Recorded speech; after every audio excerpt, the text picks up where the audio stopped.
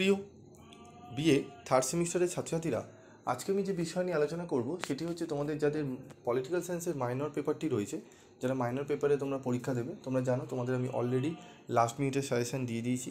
আমি তোমাদের বলেছিলাম সেই সাজেশান থেকে আমি গুরুত্বপূর্ণ প্রশ্নগুলো নিয়ে আলোচনা আমি করব। তো তোমরা অনেকেই রিকোয়েস্ট করেছো, আমার কাছে 100+ মেসেজ এসছে যে স্যার আমাদের কিছু প্রশ্ন উত্তর নিয়ে আলোচনা করুন। তো তোমরা যদি চাও তোমাদেরও যে সাবজেক্টগুলো রয়েছে, ধরো এডুকেশান রয়েছে, হিস্ট্রি রয়েছে, আরও অন্যান্য যে সাবজেক্টগুলো রয়েছে তারও প্রশ্ন উত্তর নিয়ে আলোচনা করি, তাহলে তোমরা কমেন্টস করে জানাও। যত যেই সাবজেক্টে বেশি কমেন্টস আসবে সেই সাবজেক্টে আমি কিন্তু করব ভিডিও, ঠিক আছে?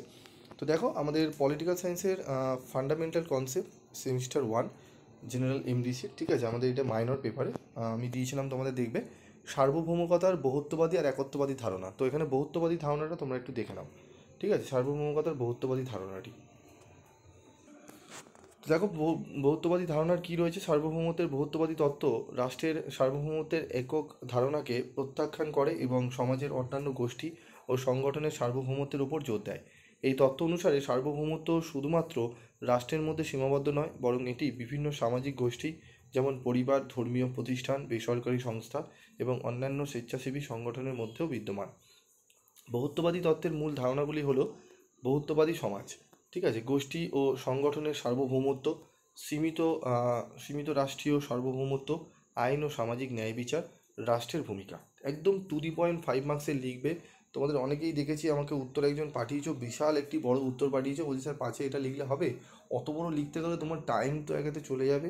5/5ও তোমরা কিন্তু ওখানে পাবে না, বা 5-এ 4ও কিন্তু ওখানে দেবে না। তোমরা এটা ভাবো যে আমি পাতার পর পাতা লিখে যাবো, স্যারের প্রফেসররা দেখবেন না, জাস্ট বড় পেজ দেখবেন দিয়ে নাম্বার দিয়ে দেবে, এমন কিন্তু নয়।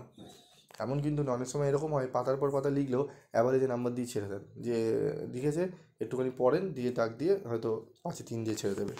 শর্টে লিখবে, ভালো করে লিখবে, 1 পেজে 1.5 পেজের মধ্যে লিখবে, দেখবে অবশ্যই প্রফেসরকে পড়াতে আমাকে বলতে হয় যে স্যার পড়ুন, পড়ে আমাকে নাম্বার দিই। তো সেইভাবে তোমাকে কোয়ালিটি লিখতে হবে, খাতা সাজাতে হবে। আমাদের কোচিংয়ে যারা পড়ে আমি চেষ্টা করি তাদেরকে বুঝিয়ে দেওয়া যে খাতা কীভাবে সাজাবে। সেই সাজানো খাতাটাও অবশ্যই কিন্তু গুরুত্বপূর্ণ, ঠিক আছে?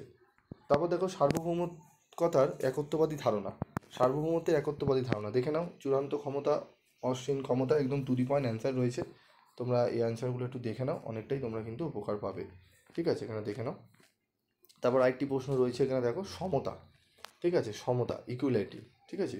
ইকুয়ালিটি এখানে দেখে নাও। সমতার ধারণা রয়েছে, সমতার প্রকারভেদ রয়েছে, রাজনৈতিক সমতা রয়েছে, অর্থনৈতিক সমতা রয়েছে, সামাজিক সমতা রয়েছে, সমতার গুরুত্ব রয়েছে। একদম কম্বাইন্ড অ্যান্সার আমি করে দিয়েছি 5 মার্কসের জন্য, ঠিক আছে? তো আজকে আমি এই 3টে প্রশ্নের উত্তর নিয়ে আলোচনা করলাম। এর যদি স্টাডি মেটেরিয়াল ফ্রি অফ কস্টে তোমরা এই যে আজকে যে আলোচনা হলো নোটসটা পেতে চাও, তাহলে অবশ্যই কমেন্ট বক্সে লিখবে যে স্যার আমরা নোটস পেতে চাই। আমি তোমাদের একটা লিঙ্ক প্রোভাইড করব, সেই লিঙ্কে জয়েন করে তোমরা এই নোটসই কিন্তু কালেক্ট করে নেবে, ঠিক আছে? তো এরকমই আরও যদি প্রশ্নের উত্তর পেতে চাও তাহলে অবশ্যই তোমরা চ্যানেলটি সাবস্ক্রাইব করে পাশে থাকা বেল আইকনে ক্লিক করে রেখে দিও। আজকের মতো ভিডিওটি শেষ করছি।